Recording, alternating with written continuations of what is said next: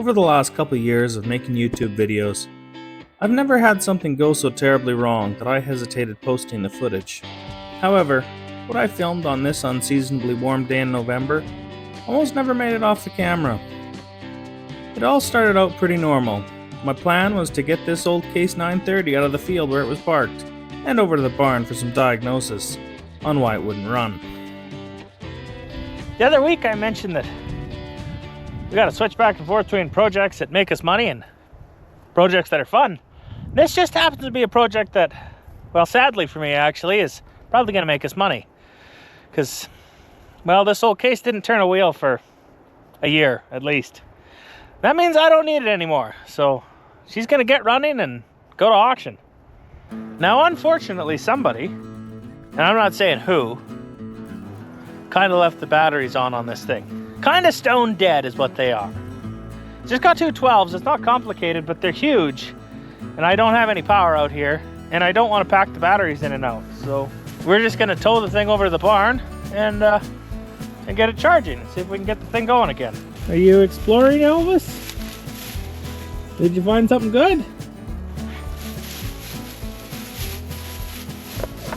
He's a good dog. Now, just a couple hundred feet away was another project that also hadn't moved for over a year. A family heirloom, you might say. It was my grandfather's that was given to my mother and then it was passed on to me. It's sentimental enough that it even has its own little shed to live in. Which isn't much, but it's treated better than most of my old stuff. Wanna go look at the other tractor, Elvis? We gotta pull it out with something. Our pickup truck's not gonna do it, that's for sure. Let's go find the other tractor. I said pickup truck, and that means he thinks he's going for an RIDE. But that's just not the case, because we got things to do. Are you able to spell now? Because you look kind of mad. Now we're in here. And that's because this is what we're going to use to pull it out. See, the thing is, I got a couple nephews. One of them doesn't care about tractors at all. And one of them really likes tractors. And I got a special request. Hey, you need to do another tractor video. So, this is a tractor too. So we're just all about tractors today. Let's see if we can get this thing running. Because it hasn't turned a wheel in a year either. But we're going to give it a go. Now this may say Massey Ferguson on it. But it's mostly Ferguson. And sort of, well, they call him a little Grey Fergie despite the fact that this one's red. Do we have any coolant? Uh-oh. Uh-oh. Oh no, we got some. We're good. Well, it hasn't all dripped out, but it sure tastes like water. Oh well. Let's check the oil, I guess, and go get a battery and see if it turns over. There's two good things about the oil. Number one, it's got some. Number two, it's not over full. Number three, it doesn't look like a milkshake. Oh, that better not drip on my new shoe. Got new shoes. I forget where I was going with this. But anyways, it's got oil and all things are good. Now this should take a lot less time to start than it did last time. Mostly because I won't spend hours trying to boost it with 6 volts, only to find out that it's already been converted to 12. So we've got that going for us this time. At least all we're going to do is put some gas and a battery in it and see if it goes. That's where we're going to start with this. I'll be honest with you, it don't seem to matter what vehicle I go to use. There's something wrong with it. She won't make it across the field without popping off. Yeah, you can come.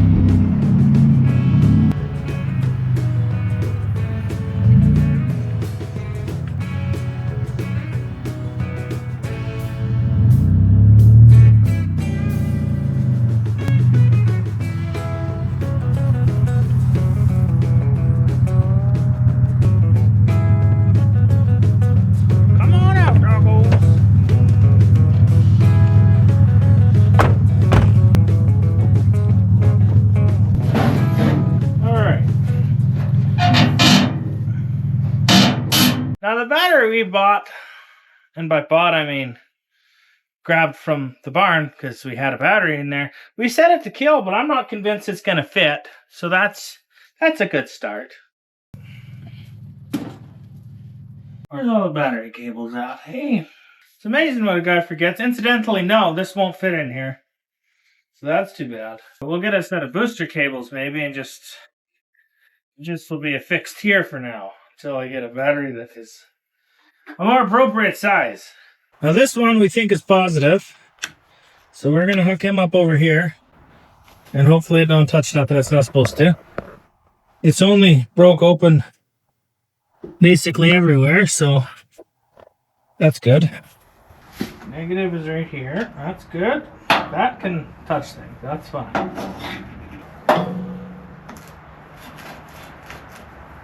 Any sparks? Oh, there's a little tiny spark there. That's interesting. Like the ignition's on or something. Okay, so down here I got an ignition switch of sorts. It's a pull in, pull out. And if you watch right now, that's what the ignition switch turned off. See? No, nothing. Now, if we pull this out like that, now watch. See, now there's some draw, some battery pulling action there. So maybe we're hooked up the right way. Only one way to really know, and that's bump the starter. Let's just see what happens. Where's the button? There it is.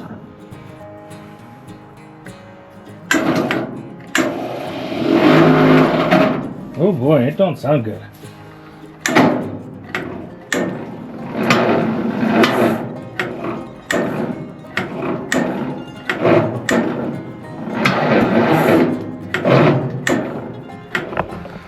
Remember what I said about how good that battery might have been? I think we got a battery not good enough problem.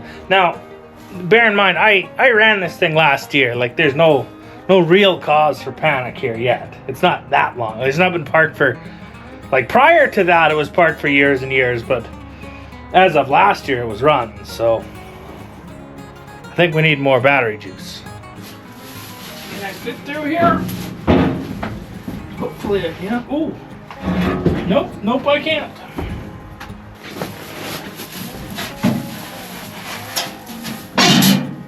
Take two on the batteries here. This one's out of the Pontiac that we drove over here, and we know it starts the Pontiac, so it's probably good enough to start this. Incidentally, we also stopped for a lunch break. Had a bacon sandwich, that was pretty good. Oh, it does, look at that! That's great. Man, I just found your forever battery. Nope, I'll pull it out sooner or later. Ignition must be off. Now if we turn it on, yeah, we got the same action, but a lot brighter spark. Or at least that's what we're saying right now, until it doesn't start it either.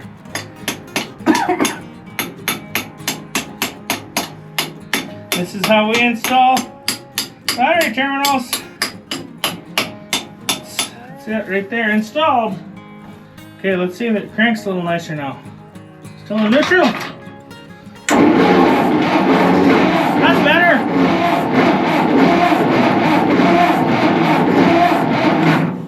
Oh no. We have a big fuel leak. I thought I drained this thing. Oh, that's too bad. Okay, well we're gonna undo some fuel line and get it draining because that's not good. Ugh, I wondered why it smelled funny in here when I got back. Okay, now the good news is right here on this little carburetor, it's got a drain valve. You just undo it and it'll drain. See? Now it's draining. Now judging from the smell of that fuel, it's not flammable anymore. So we're gonna drain it all out, get some fresh stuff, and not even try to start it. Which, I'm sure I had that drain, but the evidence would disagree with that. So, you know, it's just the way it is. Now this here part, that isn't gonna fly, is it? We gotta get this loosened off. However, that's done again. Not that way, this way. It looks like, I don't know if you can see in there, but that O-ring that I put in there last year, it would appear as though it is not in its home anymore. So I'm gonna fight this thing out of here. This is only a year. That's so sad. How does this work again? Hold for service, I need both hands. Yeah, so that's what that looks like. Not quite what we were hoping for. So we cleaned the bowl out as best we could. All we had to work with was modern brake clean, which, if you're not attuned to what Canada has done with their brake clean, what they did is, now they put water in a can? I don't know, evaporating water is what it seems to be. It's useless. It doesn't clean anything. Now, it never would have cleaned fuel well to begin with, but now it's utterly garbage. So, anyways, this isn't very much cleaner than it used to be, but at least all the loose junk is out.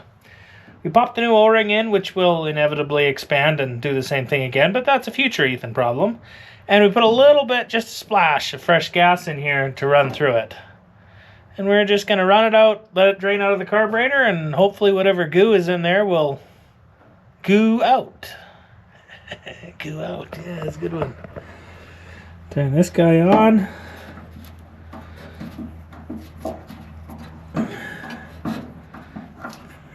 Now you can't see it, but I can see that there's fuel going in there now. So that's good. Alright, we got good fuel going in and bad fuel coming out. And we'll let the bad fuel come out till it stops being browny yellow colored and starts being more clear, and then we're just gonna try and see if it starts, because why not? There's no time like the present, right?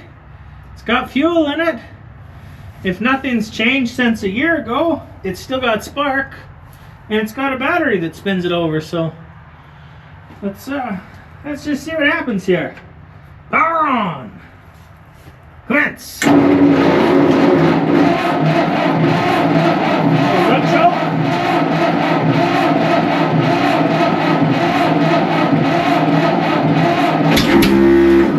Oh, easy. Something's gonna happen.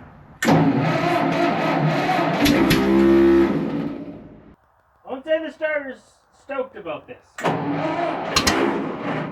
One more choke.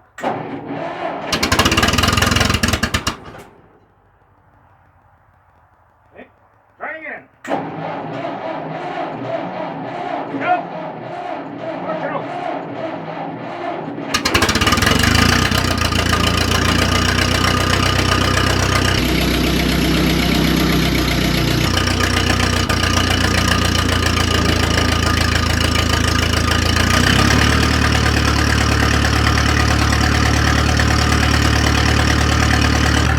We're seeing good things as far as oil pressure.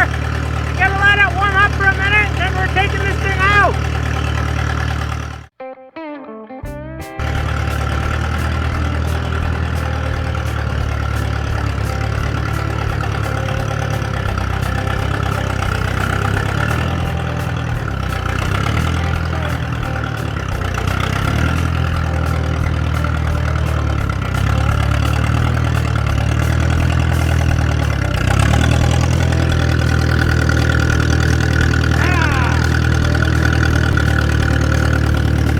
Alright, you guys come with me. We're gonna go get the other tractor after we find a chain.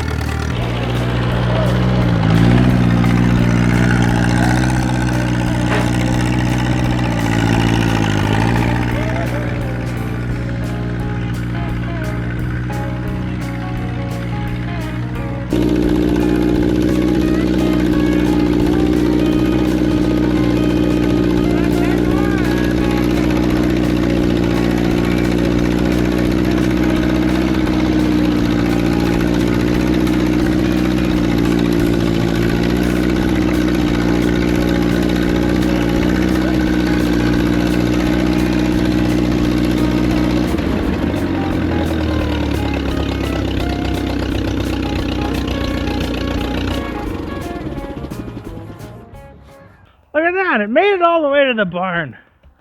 Isn't that majestical? That's great. It's starting to rain a little bit, which is less than ideal when you're trying to pull something out of the dirt. But I'm going to get it over there. I found the chain. And then I remembered that the thing's got a bucket on it.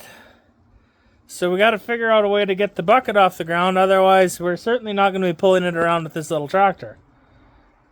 We also will need to find a co-pilot at some point in time. So we'll just... co-driver, I guess, not really pilot. He's piloting the other tractor, you know. Anyways, we're going to get hooked up and see what happens first. If we can figure out a smart way to lift the bucket up.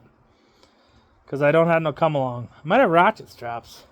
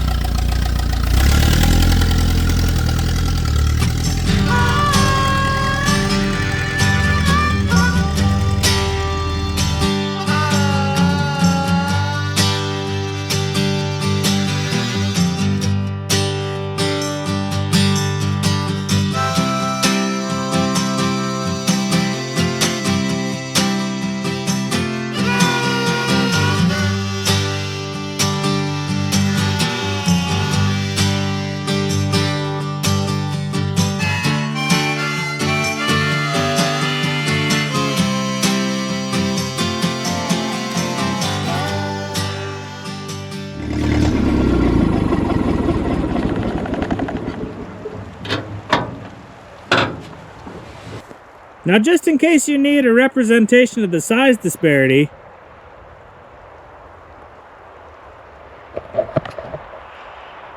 one of these things is bigger than the other. I might be asking a lot out of that old little Grey Fergie, but we're gonna give it a go.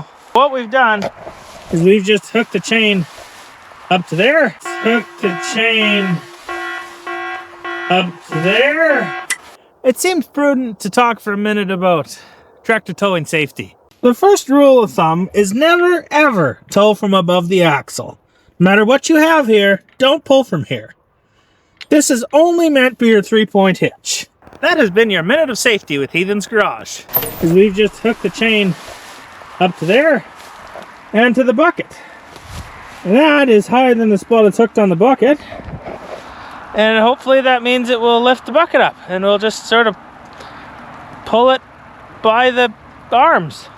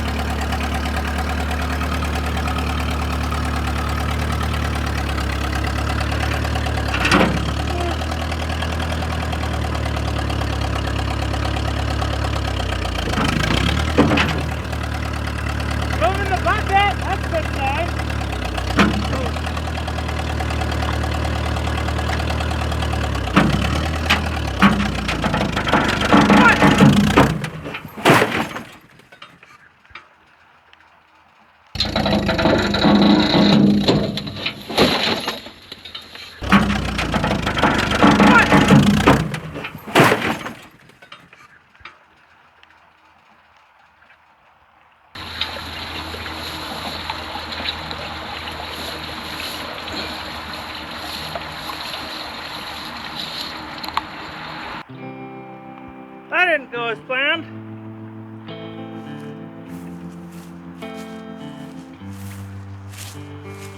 Ow.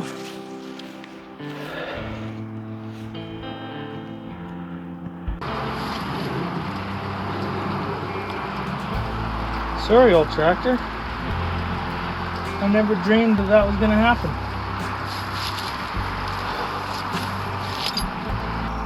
Whew.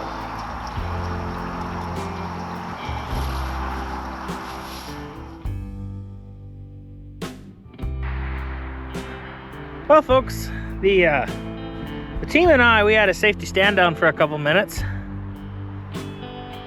By the team and I mean I. And we came to two conclusions. One is I hooked the chain in the wrong place to the small tractor. I should have routed it underneath and to the front, and then I don't think it would have tipped over. That's lesson number 1 here. Lesson number 2 is I think I need to tip that thing back over, the sooner the better, because right now that battery that is loosely sitting in its case is probably just arcing straight across that aluminum. And eventually it'll kill the battery and not be a problem, but in the meantime I have no idea how long that'll last, or if it'll suddenly arc out, or what might go wrong. So without further ado, we are going to, if we can, and we don't know if we can because, well, both my tractors are indisposed and they're apparently pretty good at flipping things over, including themselves. So all I got is my 3/4 ton, and well, when I was choosing tires, I says to myself, boy, do I want something nice and smooth on the highway. That's not quite the same as flip a tractor over kind of tire, so we'll give it a go and see what we can do. And then after, we might go see if our leg's broken, because pain's not going away immediately. But if I go see if it's broken before I flip the tractor over, I probably won't be able to flip the tractor back over when I come back. So we're gonna deal with this first. Now, unfortunately, my best chain is stuck underneath the tractor. But got a tow strap and 4,000 pound ratchet strap, and hopefully it's good.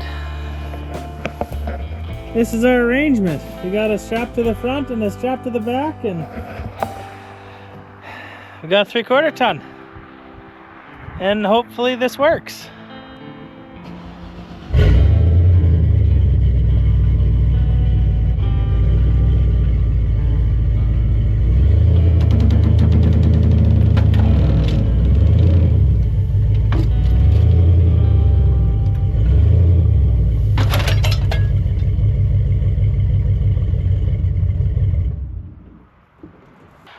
Guess we need to do a damage report. The oil has lubricated the top of everything. So everything's covered in oil. But that's just because it all went up to the top and everywhere. Our steering wheel, which was absolutely mint before, is bent the wrong way. Fenders, not so bad. This one's a little flatter here than it used to be. The other side looks fine. And then there's the hood, which is really a shame because it's aluminum. But you know, like my cousin Dennis would say, after a similar experience that happened 100 feet that way, play stupid games and win stupid prizes. So just the way it went, I guess. And that, my friends, is the footage that I almost buried and never published. Not only did I receive a physics lesson about where not to hook a chain on a tractor, but I believe I might have a little more gratitude for living. Now, you might call it luck, or karma, or saved by the grace of God, but for me it kind of felt like a warning shot and a second chance. What it means going forward, I'm really not sure of yet. But that's okay. I've been given just a little more time to figure it out, and for that I am truly grateful. There is also one other thing we should do.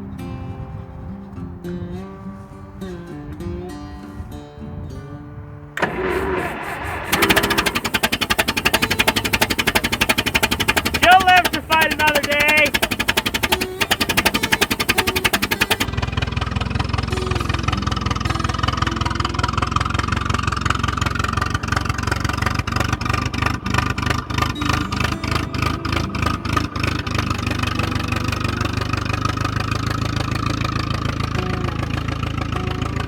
Thanks for watching and subscribing, folks. We'll see you next time. Bye.